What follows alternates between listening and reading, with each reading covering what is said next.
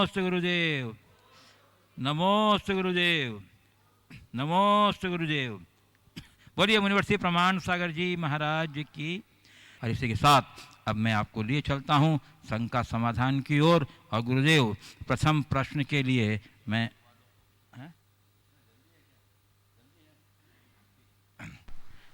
प्रथम प्रश्न के लिए गुरुदेव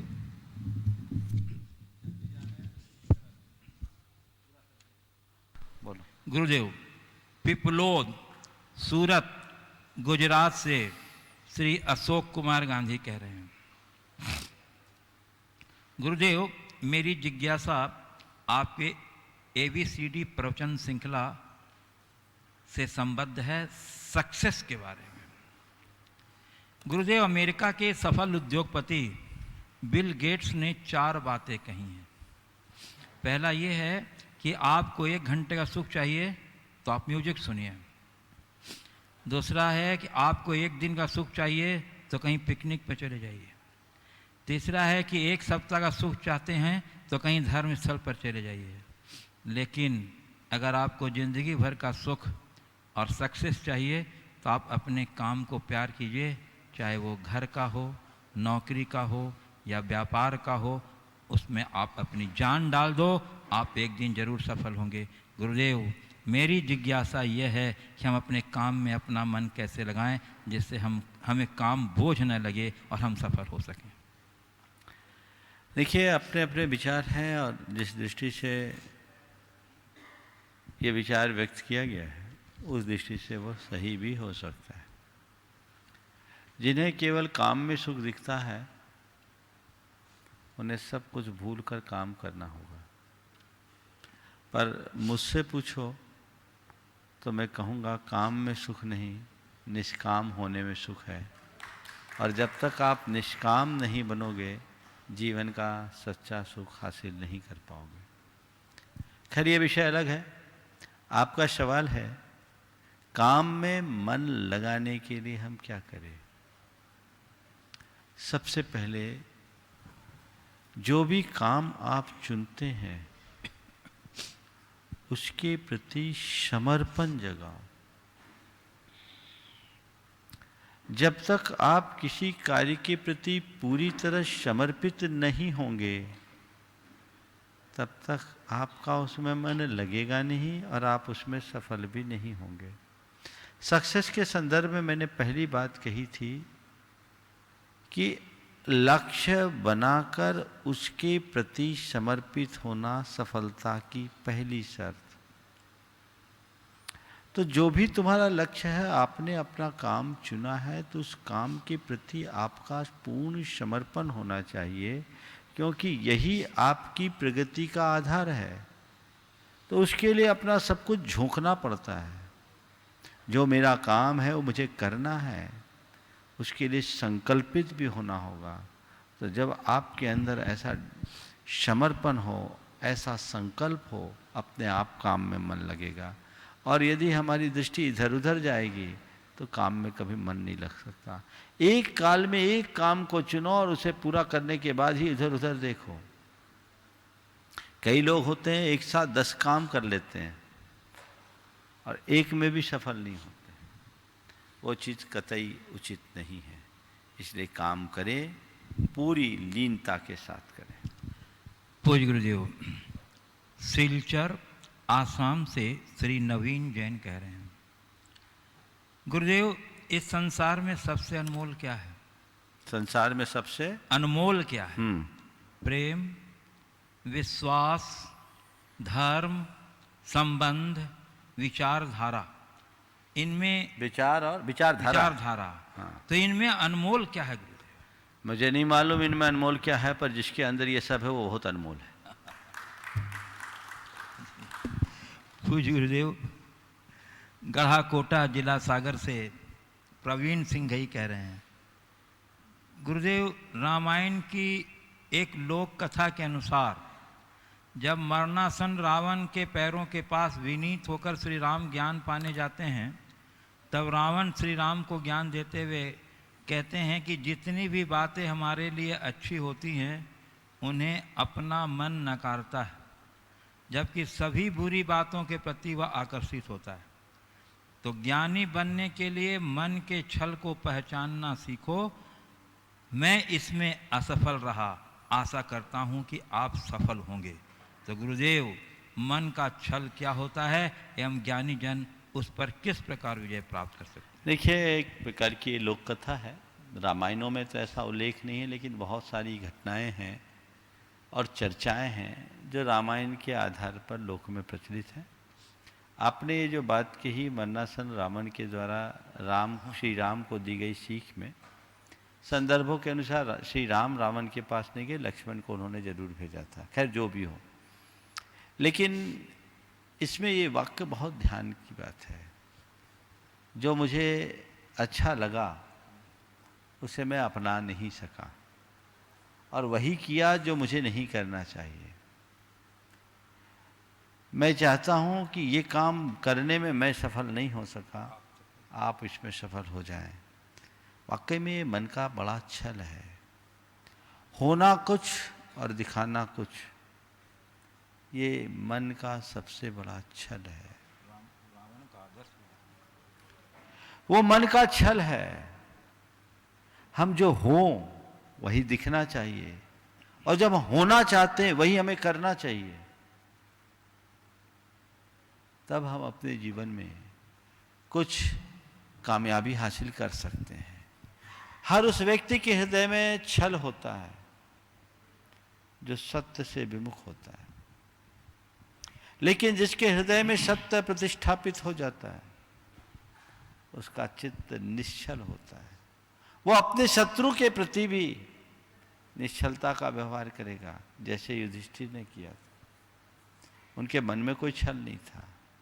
तो हम रावण और दुर्योधन जैसे आदर्शों को आत्मसात करेंगे तो इसी तरह के छल से भरे रहेंगे।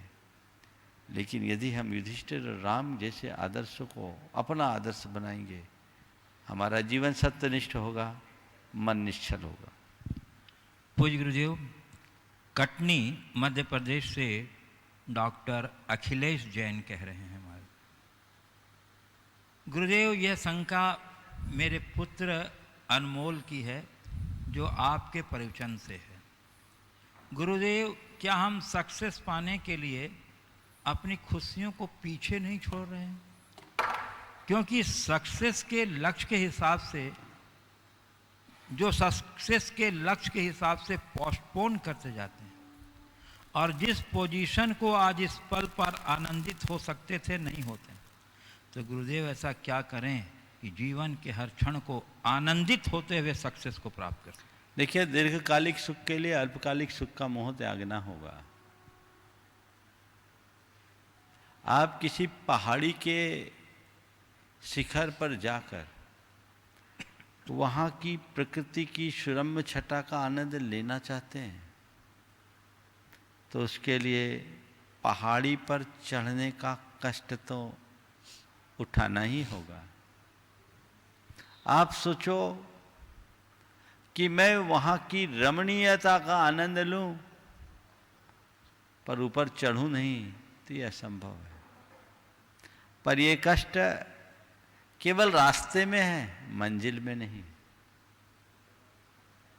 जो लोग रास्ते के कठिनाइयों से हारते हैं वे कभी अपनी मंजिल तक नहीं पहुंच पाते। इसलिए जब भी आप किसी भी बड़े लक्ष्य की ओर उन्मुख हो, ये तय मान करके चलो, बड़े लक्ष्य की प्राप्ति के लिए बड़ा त्याग अपेक्षित होता है। चाहे लौकिक हो या पारमार्थिक। जो व्यक्ति सुविधाओं में रमने वाला है, जिसका चित्त अल्पकालिक सुखों में मुग्ध होता है, वो दीर्घकालिक उपलब्धियां कभी नहीं कर सकता। उसके लिए अपने आप को खपाना पड़ता है, अपने आप को तपाना पड़ता है, अपने आप को रमाना पड़ता है, अपने आप को मिटाना पड़ता है। तब कहीं जाकर हम कुछ अच्छा हासिल करने में समर्थ हो सकते हैं। तो वो दृष्टिकोण अपने अंतर में विकसित करना होगा। इसलिए आप चाहो कि अभी भी हम आनंद लेते रहे और आगे भी आनंद लें, तो उसी आनंद में उलझे रहोगे। तो चाहिए हमें ऊंचाई पर पहुंचना है, तो इस पैरों के कष्ट को कष्ट मत मानो, शिखर पर चढ़ने का कदम मान करके चलो। रास्ता केवल और केवल यही है, इसी के बदौलत आगे बढ़ सकोगे।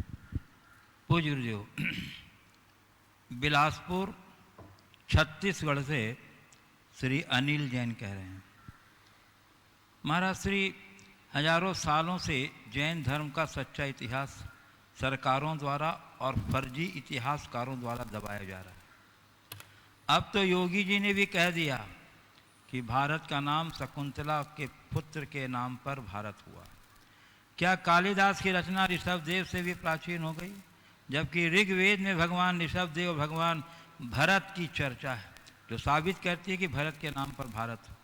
क्या जैन समाज को इस विषय में सरकारों से बात नहीं करनी चाहिए? क्योंकि जैन धर्म की प्राचीनता दुनिया के सामने आएगी और इससे धर्म की प्रभाव न होगी। ये बड़ा दुर्भाग्यपूर्ण है कि आज भी भारत के राजनेता जैन धर्म के अस्तित्व और अस्मिता को स्वीकारने में हिचकिचाते हैं, जबकि ये बात पूरी तरह सुस्पष्ट है कि जैन धर्म भारत का प्राचीनतम धर्म है। सदियों से शमन परंपरा का प्रतिनिधित्व जैन धर्म ने किया है और ये धर्म प्राग वैदिक धर्म है। इसे अनेक विद्वानों और मनीषियों ने अनेक प्रमाणों के द्वारा स्थापित भी किया है। यूपीएससी में जैन धर्म के प्रवर्तक के रूप में भगवान ऋषभदेव को मान्य किया गया है और इस भारतवर्ष का नाम भारत पढ़ने के संदर्भ में भी ये बात पूरी तरह से स्थापित है कि जैन धर्म के प्रवर्तक भगवान ऋषभदेव के ज्येष्ठ पुत्र चक्रवर्ती भरत के नाम से इस देश का नाम भारत पड़ा। इसके अनेक प्रमाण उपलब्ध हैं। इस संदर्भ में एक बात पर आप सबका मैं ध्यान केंद्रित करना चाहूँगा। भारतीय इतिहास के मर्मज्ञ डॉक्टर वसुदेव शरण अग्रवाल ने अपनी कृति मार्कंडेय पुराण एक अध्ययन में एक बड़ी अच्छी टिप्पणी की थी। आज से लगभग 32-33 साल पहले और पहले 1985 के आसपास, 35 साल पहले। भूल सुधार, उसमें उन्होंने लिखा था कि पूर्व में मैंने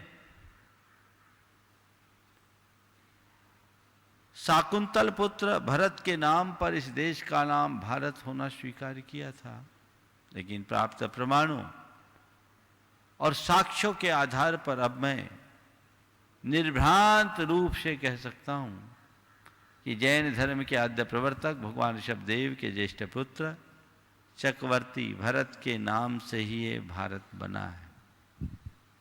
इसे स्वीकार करना चाहिए क्योंकि ऋषभदेव का व्यक्तित्व बहुत ऊंचा था।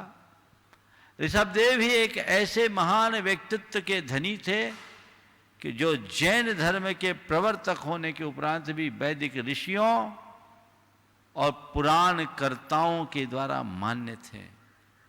इसी वजह से वेदों और पुराणों में ऋषभदेव को बड़े सम्मान पूर्वक स्मरण किया गया है। ये ऋषभदेव का व्यक्तित्व है। मुझे ये सुनकर के बड़ा आश्चर्य हो रहा है कि उत्तर प्रदेश के मुख्यमंत्री ने ये बात तो लिखाई, मेरी जानकारी में एक बात और आई कि उन्होंने उत्तर प्रदेश को श्री राम, बुद्ध और महावीर की धरती के रूप में निरूपित किया, जबकि उन्हें सोचना चाहिए कि भगवान महावीर का न तो जन्म उत्तर प्रदेश में हुआ, न निर्वाण उत्तर प्रदेश में हुआ। अरे उत्तर प्रदेश को सरसब्ज करने वाले तो हमारे प्रथम तीर्थंकर भगवान ऋषभदेव थे। उन्होंने उनका उल्लेख क्यों नहीं किया? भगवान पारसनाथ की जन्मभूमि काशी है, उनका उल्लेख क्यों नहीं किया? चंद्र प्रभु भगवान की जन्मभूमि वाराणसी है, चंद्रपुरी, उनका उल्लेख क्यों नहीं किया? श्रेयांसनाथ भगवान की जन्मभूमि सारनाथ है, उनका उल्लेख क्यों नहीं किया? हमारे अधिकांश तीर्थंकरों का जन्म आज भी उत्तर प्रदेश में हुआ है। बहुत सारे अवशेष भी प्राप्त हुए, खुद अयोध्या से प्राप्त हुए। बहुत अच्छा होता जब मुख्यमंत्री जी भगवान ऋषभदेव के प्रति अपना आदर भाव प्रकट करते और उनका नामोल्लेख करके ऋषभदेव का गौरव बढ़ाते, क्योंकि भगवान ऋषभदेव का जन्म भी उत्तर प्रदेश में और निर्वाण भी कैलाश पर्वत से हुआ है। वे अयोध्या से जन्म लिए, कैलाश से निर्वाण को प्राप्त किए। तो ये बातें भी उनको अपने ट्वीट्स में कहना चाहिए था। एक बहुत अच्छी बात है कि भारत सरकार और उत्तर प्रदेश सरकार मिलकर 12,000 वर्ष प्राचीन इतिहास पर कुछ काम करा रही है। संस्कृति मंत्रालय के अंतर्गत, पर्यटन या संस्कृति मंत्रालय से है, बहुत अच्छा है। लेकिन उन्हें चाहिए कि इसमें, इस दिशा में, चूँकि 12,000 पुराना इतिहास आप लिखना चाहते हैं तो जैन धर्म को जोड़े बिना सही नहीं हो सकता।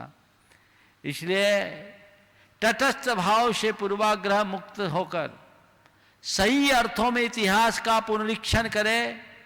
कहीं ऐसा ना हो कि जैसे वामपंथी विचारधारा के लोगों ने हमारे इतिहास से खिलवाड़ किया, उसी प्रकार अब हमारी दक्षिणपंथी विचारधारा से हमारा इतिहास प्रभावित हो जाए। वस्तुतः राष्ट्रवाद को मान्यता रखने वाले को राष्ट्र का सही इतिहास लिखना चाहिए। बड़ी विडंबना है, मैं आप सबको क्या बताऊं। आज भी और भी देखो, और भी प्रदेशों में जब बात आती है भगवान महावीर का उल्लेख करने में प्रायः सारे राजनेता सकुचाते हैं। बिहार के संबंध में बुद्ध की धरती कहा जाता है बिहार को, वो भूल जाते हैं कि बुद्ध से भी ज़्यादा बिहार के विकास में भगवान महावीर का योगदान रहा है, जिनका जन्म और निर्माण दोनों बिहार में ही हुआ है। उन्हें क्यों भुलाते हैं? महावीर जिनका वैशाली से संबंध है और जो भारत के गणतंत्र का मूल है, उसे क्यों भुला देते हैं? ये क्यों संकोच होता है? ये राजनेताओं को भी सोचना चाहिए और हमारे समाज के बंधुओं को भी इस बात पर ध्यान देकर उनका ध्यान आकर्षित करना चाहिए और उन्हें तथ्यात्मक तरीके से बताना चाहिए कि कृपया भारत के इतिहास को आप विकृत न करें और खासकर जैन धर्म के संबंध बातों के साथ छेड़छाड़ न करें। ये एक प्रकार की बहुत बड़ी भूल ही नहीं, ये एक प्रकार का अपराध भी है। गुरुदेव, प्रामाणिक समूह के संघ का समाधान टीम के अरविंद जैन के मार्फत कुछ प्रश्न आए हैं। मैं प्रश्न रख रहा हूँ गुरुदेव। पहला प्रश्न उनका है, कुछ लोग कहते हैं कि हम शाकाहारी हैं परंतु चमड़ा पहनते हैं और उससे संबंधित व्यापार करने से हिचकिचाते नहीं हैं। ऐसे लोगों को आपका क्या मार्गदर्शन है? क्या प्राकृतिक रूप से मरे जानवर का चमड़ा उपयोग में लिया जा सकता है? देखिए, किसी कार्य को कराना या करने वाले को अनुमोदना करना, बात तो एक ही है। यदि हम शाकाहारी हैं तो हमें इन सब चीज़ों का प्रयोग बिल्कुल नहीं करना चाहिए। हम इनका प्रयोग न करें और न ही इनका व्यापार करें, ये हमारे लिए सर्वथा वर्ज्य है। जहाँ तक प्राकृतिक रूप से मृत पशुओं के चर्म आदि के प्रयोग की बात है तो मैं उसकी भी सलाह नहीं दूंगा। और अब तो समय ही पूरी तरह से बदल गया है, अब तो इसकी आवश्यकता ही नहीं। अब तो इन सब के बड़े अच्छे सिंथेटिक विकल्प आ गए हैं। मुझे जानकारी मिली है कि अनानास के पत्तों से,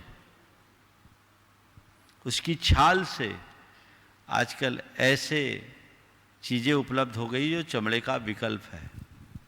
तो हमें वैकल्पिक उत्पादों का प्रयोग करना चाहिए जो पूरी तरह आपकी सुविधाओं के अनुकूल भी हो और आप हिंसा की भागीदार भी न बने। जो लोग ऐसा कृत्य करते हैं वो उनके लिए हितकर कतई नहीं है। हमें भूखे रहने के लिए तैयार हो जाना चाहिए, पर ऐसे पदार्थों का व्यापार या कारोबार कभी नहीं करना चाहिए।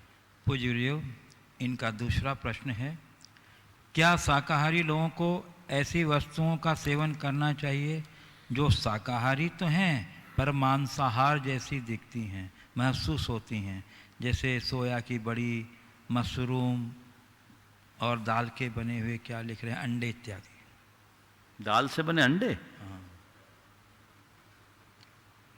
देखिए, एक बात मैं आप सबसे कहूँगा, वर्तमान में खान पान को लेकर बहुत बड़ा परिवर्तन आया है। ज़्यादातर चाइनीज व्यंजन अब आपके यहाँ आने लगे और उन सब का लोग शाकाहारी विकल्प बनाने लगे। मेरी राय में यह एक प्रकार से हिंसा है, हमें इनसे बचना चाहिए। जैसे टिक्का, कोफ्ता और क्या क्या बोलते हैं, कबाब, मटर कबाब वगैरह, क्या बोलते हैं आजकल आप? वेजिटेबल कबाब बोलते हैं। हाँ, वेजिटेबल कबाब, हाँ, बिरयानी। इन शब्दों में भाव हिंसा है, इनका परहेज करना चाहिए, क्योंकि ऐसा करके आपके बच्चों पर भी, उनके अबोध मन पर गलत संस्कार पड़ेगा। इनका प्रयोग मत कीजिए। आपकी परंपरागत जो शाकाहार और विशुद्ध शाकाहार से संबद्ध चीजें, आप उनका सेवन कीजिए, उन्हें प्रचारित कीजिए। हमारे यहाँ खान पान की इतनी चीजें हैं जिसकी गिनती ना की जा सके, उनके पास तो गिनती की चीजें हैं। आप उनका सेवन कीजिए, इसे हतोत्साहित कीजिए। यदि कोई कह दे तो मत लो, बल्कि आप लोगों को मैं एक सलाह दूंगा, किसी भी कार्यक्रम में आप जाते हैं, वहाँ इस तरह की चीज़ें होती हैं तो आप नोट करके आए, कृपया ये चीज़ें न दें। हमें विशुद्धतया शाकाहारी व्यंजन दें, शाकाहारी पदार्थ दें, हम शाकाहारी हैं। इन सब चीज़ों को देखकर हमारी भावनाएं प्रभावित होती है, उनका निषेध ही होना चाहिए। आजकल केक अब आम हो गया, मैं तो केक का नाम सुन के ही अलग कर देता हूं। मैंने त्याग करे, केक क्यों खाओ, हमारे यहाँ क्या मिठाइयों की कमी है? ठीक है, आपने शाकाहारी बनाया, पर ये नकल है, उसमें जान क्या, उससे अच्छी चीजें हमारी यहाँ। पर आज की पीढ़ी उन्हें तो बनाना ही नहीं जानती, इन्हीं सब चीजों में रम गई है। तो कुल मिलाकर जिसमें हिंसा की संभावना हो, उस नाम का भी प्रयोग ना करें। अपने संस्कारों को पलट कर देखो। हमारे यहाँ सब्जी के टुकड़े करते समय काटने शब्द का प्रयोग नहीं होता, सुधारने या बिनारने की बात आती है। ये हमारी संस्कृति है। और अब आजकल क्या कह रहे हैं आप लोग, कोई शाकाहारी चिकन तो नहीं आ गया? पता नहीं क्या क्या चीजें आए। हाँ, कुछ चीजें ऐसी आ गई है। उनके मांसाहारी व्यंजनों के शाकाहारी विकल्प का सेवन करना भी अप्रत्यक्ष रूप से हिंसा का पोषण करना है।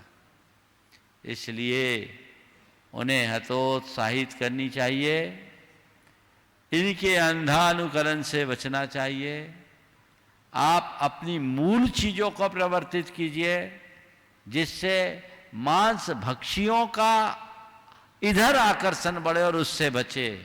ऐसा काम मत कीजिए कि आप या आपकी पीढ़ी उधर लुढ़क जाए। पूज्य जी, अब मैं आपके अनुमति से यहाँ उपस्थित जिज्ञासुओं को आमंत्रित करना चाहता हूँ। और आज हमारे बीच जबलपुर से राष्ट्रीय दिगंबर जैन युवा महासंघ के उत्साही पदाधिकारीगण यहाँ उपस्थित हैं। मैं उनमें से क्रम से आमंत्रित कर रहा हूँ। प्रथम प्रश्न के लिए श्री सत्येंद्र जी जैन, गुड्डू, पूजा, जबलपुर से हैं, आ जाइए। और उसके बाद तैयार रहिएगा श्री पंकज एमडी, पूर्व अध्यक्ष राष्ट्रीय दिगंबर जैन युवा महासंघ जबलपुर। हाँ, पहुंचो जल्दी।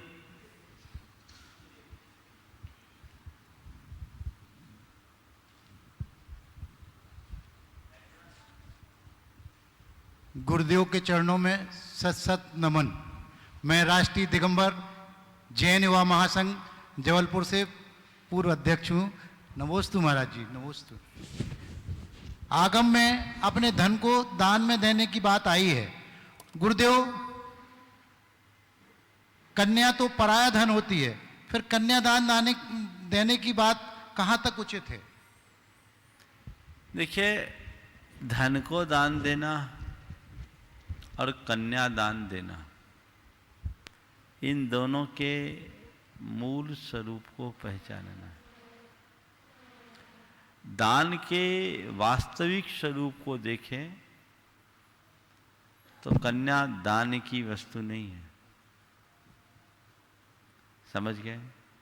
अनुग्रहार्थम शस्याति सर्गो दानम, अपने धन के त्याग का नाम दान है।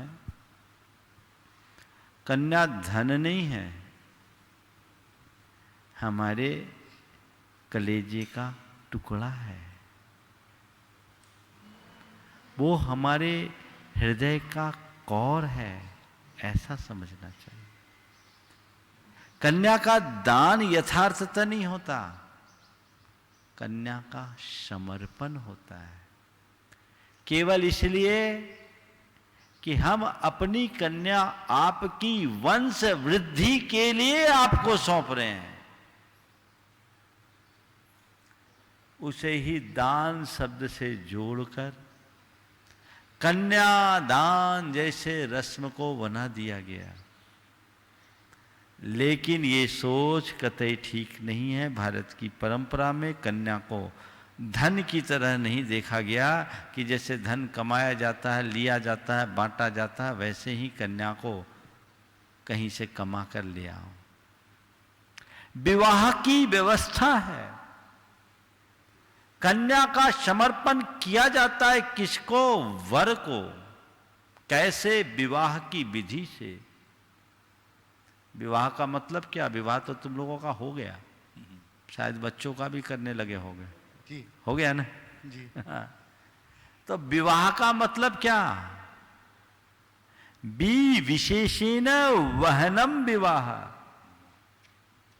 किसके साथ विवाह करके कन्या समर्पित की जाती है? जो कन्या की समस्त जिम्मेदारियों का निर्वाह अपने ऊपर करने के लिए संकल्पित होता, उसे कन्या समर्पित की जाती है। केवल इसलिए कि इससे वंश की वृद्धि होगी।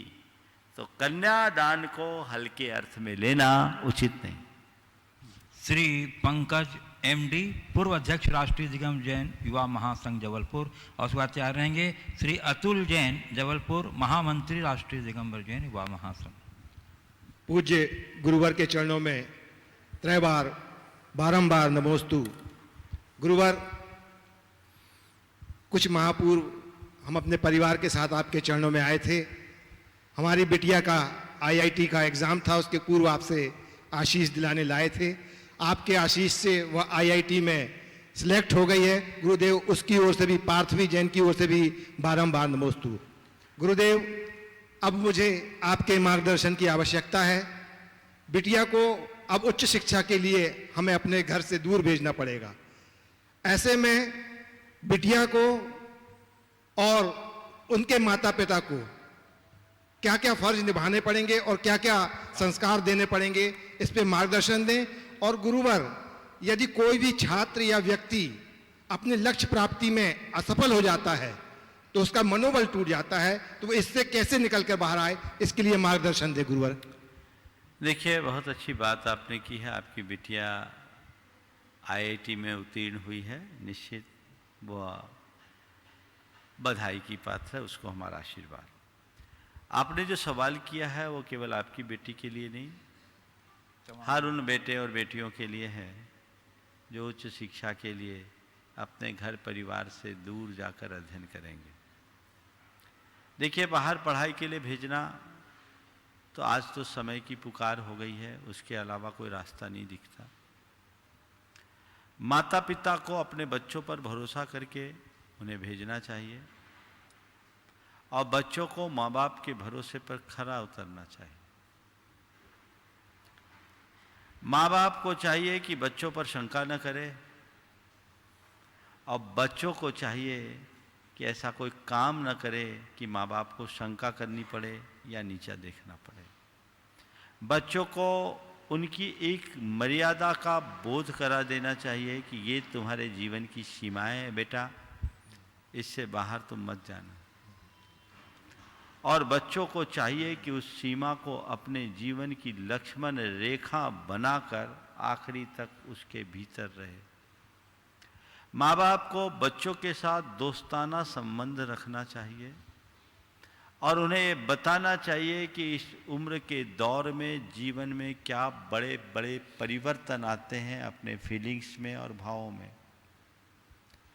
उस परिवर्तन के प्रति उनको वही आगाह कर देना चाहिए कि यहाँ हमें किन किन बातों और कृत्यों से बचने की आवश्यकता और अपेक्षा है।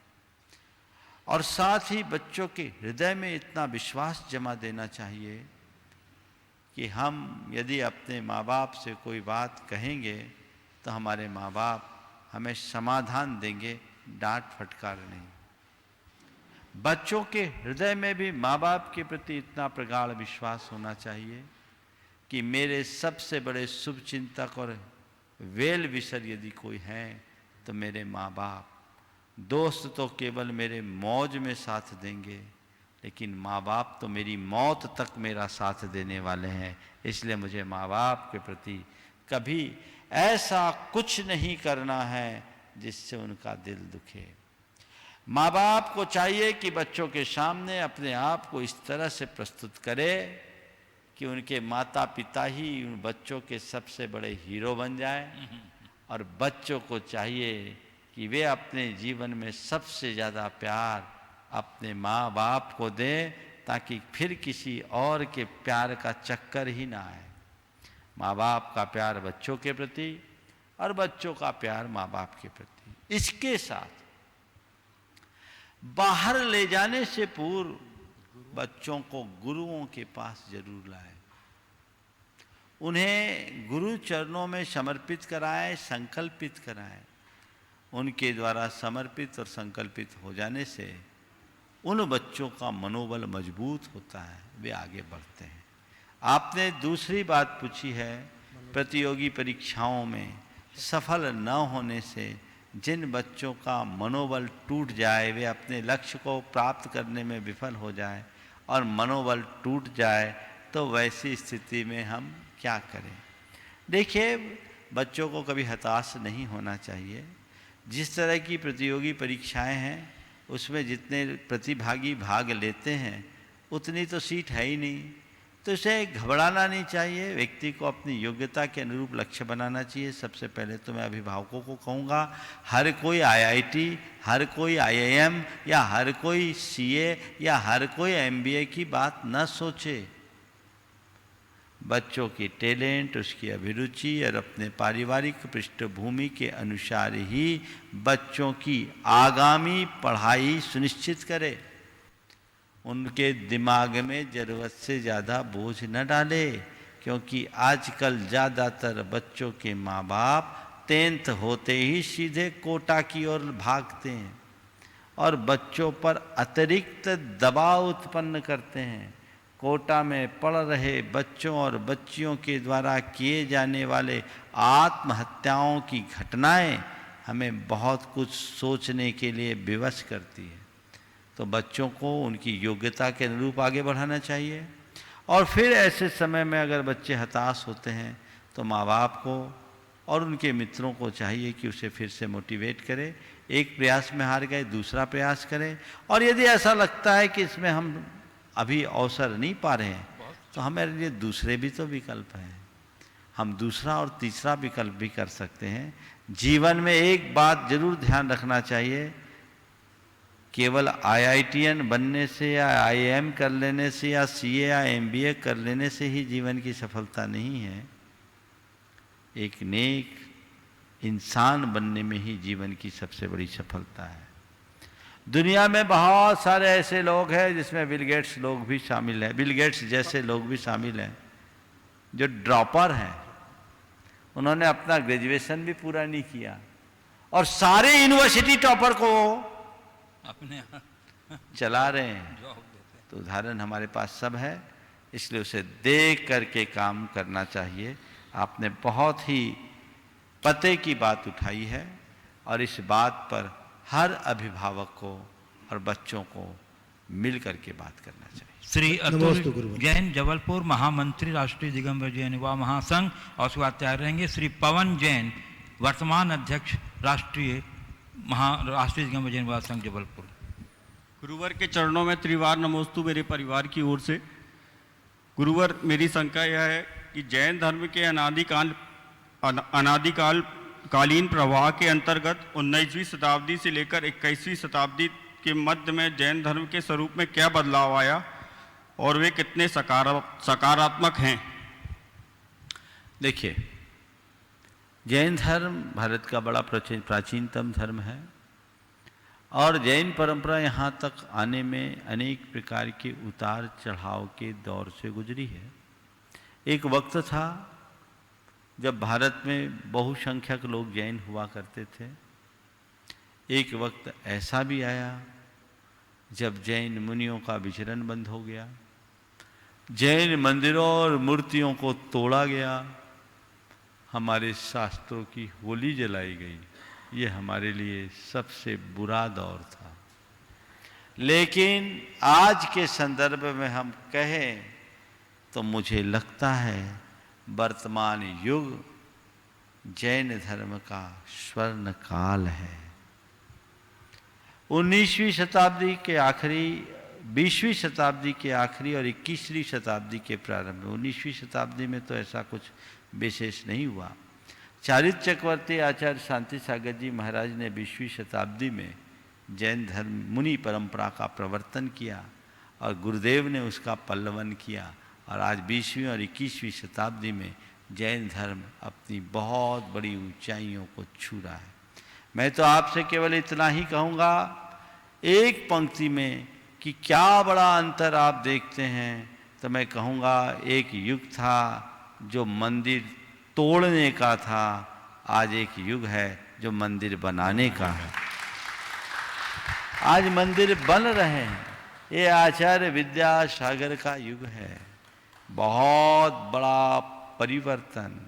कभी लोग तरस जाते थे मुनियों के दर्शन को, आज गांव-गांव में मुनियों के दर्शन सुलभ हो रहे हैं।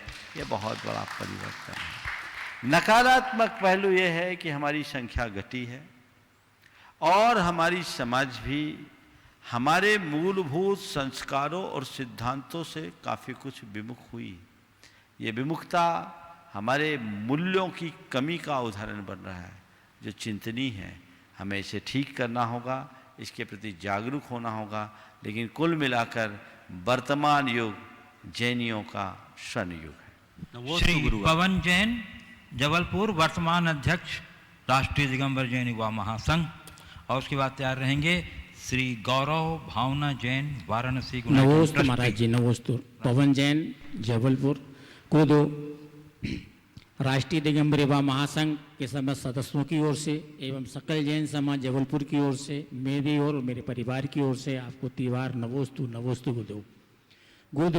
हम पिछले 13 वर्षों से महासंघ की ओर से सम्मेद शेखर जी की यात्रा कराते आ रहे हैं।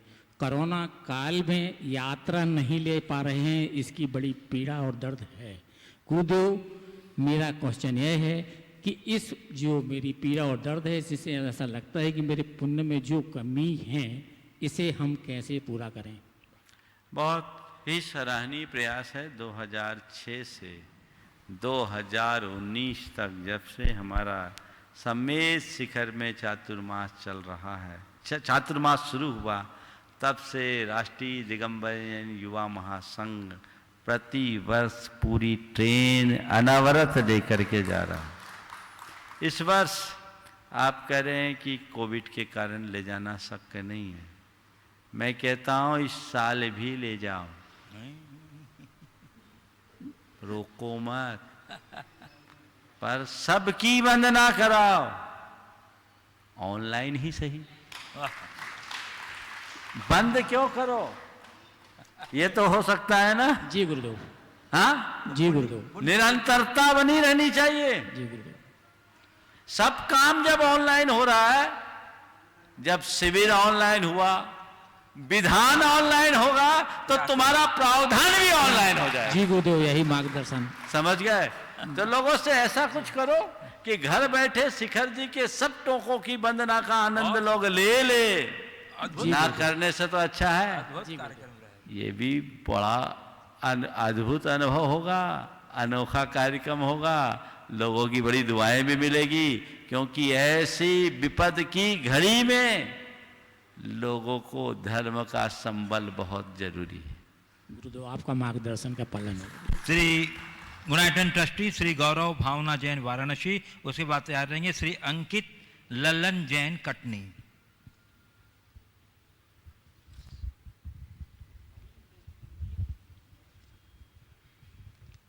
बोलो।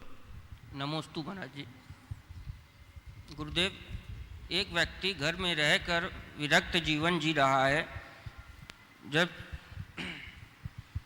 और एक व्यक्ति घर त्याग कर विरक्त जीवन जी रहा है।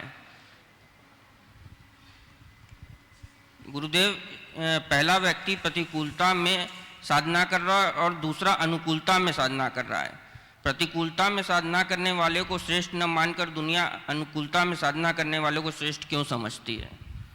भैया, आपने व्याख्या की घर में विरक्त होकर रह रहा है और एक घर से विरक्त होकर के रह रहा है। आपका ये वाक्य बहुत अच्छा है कि एक प्रतिकूलता में साधना कर रहा है, दूसरा अनुकूलता में साधना कर रहा है। फिर भी प्रतिकूलता में साधना करने वालों की जगह अनुकूलता में साधना करने वाले को विशेष महत्व क्यों दिया जाता है?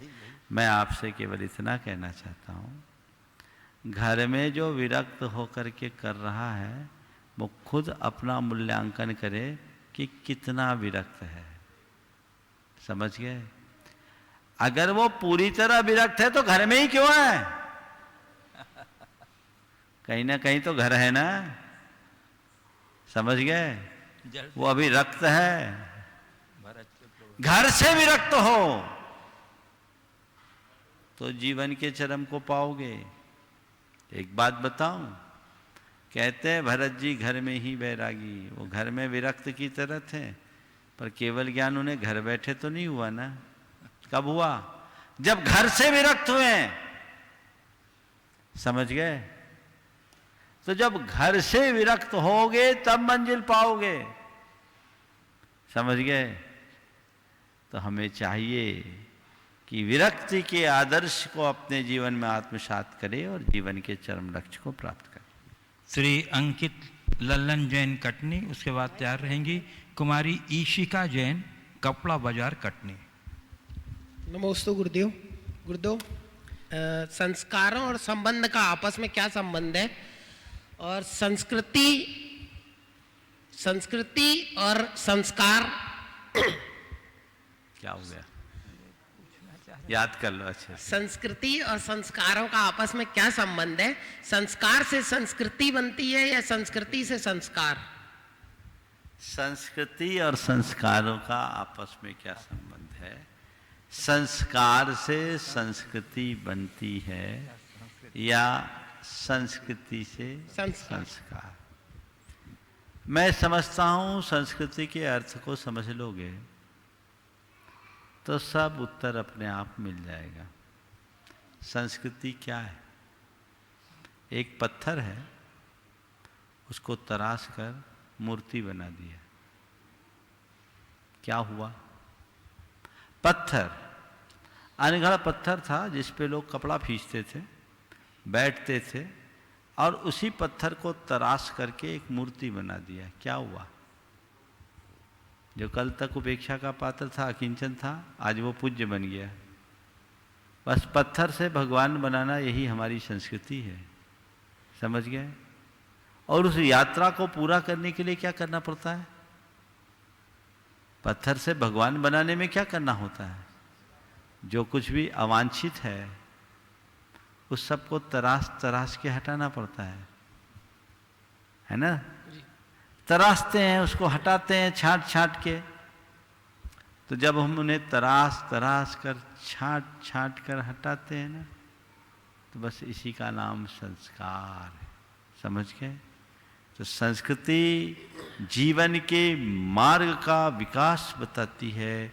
संस्कृति आत्मोत्थान का मार्ग बताती है और संस्कार उस प्रक्रिया को आगे बढ़ाता है। कुमारी ईशिका जैन, कपड़ा बाजार कटनी, स्वाचार्य रहेंगी। गुणायतन की शिरोमणि संरक्षक श्री अतुल शीतल लाधानी, बक्सरा, गुजरात। नमोस्तु महाराज जी। महाराज जी, आज मेरा जन्मदिन है, आपके चरणों में मेरा कोटि कोटि नमन। महाराज जी, मेरा प्रश्न ये है कि जन्म और मरण जीवन के दो अहम अंग हैं, परंतु हमारे शास्त्रों में सिर्फ मरण उत्सव मनाने की बात की गई है, जन्म उत्सव मनाने का कहीं कुछ भी नहीं कहा है। तो महाराज जी ऐसा क्यों? और महाराज जी, हम जो अपना जन्मोत्सव मनाते हैं वो कहाँ तक उचित है? ऐसा है, आगम में आपने कहा मरण को उत्सव बनाने की बात की गई, जन्म को उत्सव बनाने की बात नहीं की। ऐसा क्यों? मैं आपको कहता हूँ, थोड़ा ठीक से समझो। आगम में केवल जन्म मरण की बात नहीं की गई, आगम में जीवन को उत्सव बनाने की बात की गई। जीवन को उत्सव बनाओ। जहाँ तक जन्मोत्सव मनाने का सवाल है, आज के समय में हम लोग मुनियों के संदर्भ में बोल रहे, इसलिए नहीं मनाते क्योंकि हम सबका जन्म ही मिथ्यात्व के साथ हुआ है। तो मुनि का असली जन्म तब है जब उसने दीक्षा ली, उस दिन आप मना लो। ऐसे देखा जाए तो फिर वो अनावश्यक आडंबर बढ़ते हैं, इसलिए गुरुदेव मना करते हैं। आपने तीर्थंकरों के चरित्र को पढ़ा होगा, तो उनके तो जन्म से लेकर निर्वाण कल्याण तक 5-5 उत्सव मनाए जाते हैं। हर पल उत्सव में जियो, अंदर का रव प्रकट हो, आनंद हो। समझ गए? आप गृहस्थों के संदर्भ में जन्म दिवस मनाना चाहते हो, मनाओ।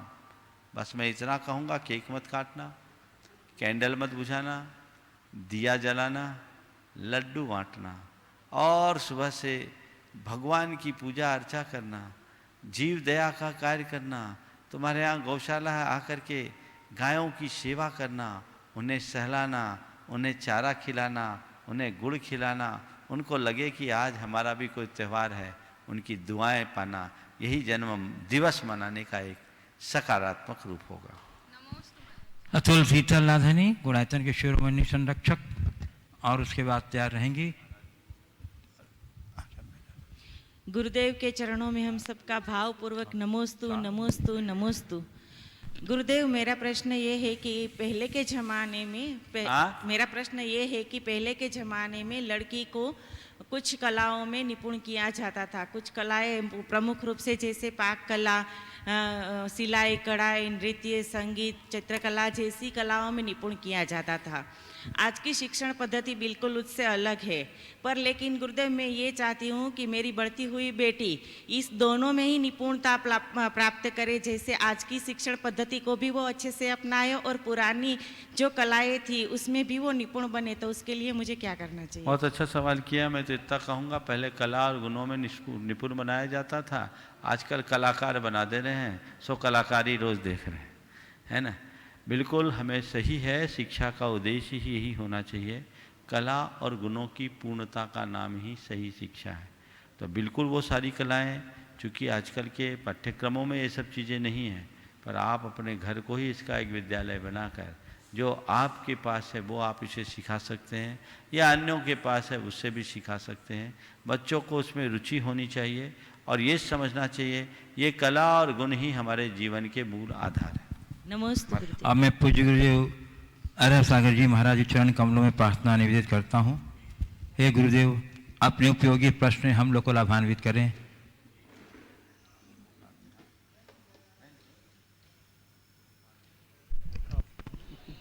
ओ नमोस्तु महाराज श्री। ऐसा देखा जाता है कि जीवन एक खेल है। जीवन एक खेल है। उस खेल में अपने भीतर के परम आनंद के केंद्र को कैसे ढूंढें जिससे जीवन का खेल आखिरी खेल बन जाए। जीवन एक खेल है, उस खेल में जीवन के परम आनंद रूप केंद्र को कैसे छुए जिससे जीवन का खेल आखिरी खेल बन जाए। बस मैं तो एक ही बात कहता हूँ, कोई भी खेल है उस खेल का आनंद तभी होता है जब हम खेल के नियमों से बंधे रहते हैं। खेल के नियमों को हमने तोड़ दिया तो खेल का आनंद खत्म। खेल के नियमों की तरह जीवन के नियमों से हम बंध जाएं, जीवन में आनंद ही आनंद भर जाएगा। समय हो गया, यहीं पर विराम। बोलिए परम पूज आचार्य गुरुवर श्री नमोस्तु महाराज श्री नमोस्तु।